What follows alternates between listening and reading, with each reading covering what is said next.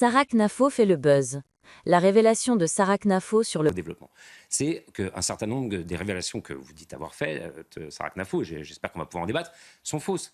Vous êtes en L'autre invité commence à l'interrompre, réfutant ses propos avec des informations. avec l'Algérie, excusez-moi, c'est un petit peu ce qui s'est passé.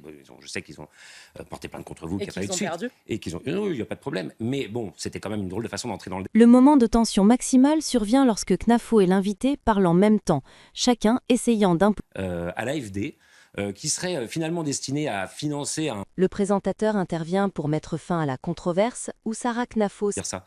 C'est 85% de prêts, l'Agence française de développement. C'est 12 milliards d'euros investis. Mais non, j'ai regardé vos documents et vous dites qu'il y a 65% qui est donné. Non, il y a 85% d'argent qui est prêté. Il y a 1,5 milliard d'euros. On vote ça à l'Assemblée nationale dans le budget. Je suis à la Commission des affaires étrangères, qui est voté par l'État. 1 milliard d'euros par l'Union européenne. Vous êtes députée européenne, je crois que votre mouvement parfois critique aussi ce que fait l'Union européenne ou pas pour la France. Voilà, regardez, elle donne de l'argent à l'Union européenne pour financer l'aide publique au développement. Et tout le reste, c'est des prêts. C'est des prêts qui rapportent. Vous avez donné l'exemple de la Chine, je crois qu'on y reviendra.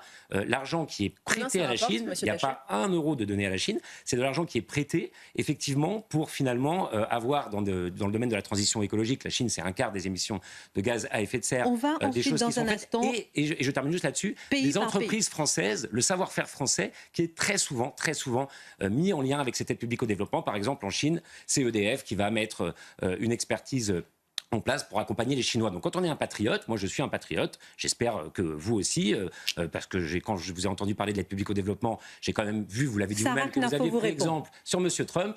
Je pense que quand on est un patriote, on est content que la France... Elle avait parlé avant M. Trump et Guillaume Bigot aussi.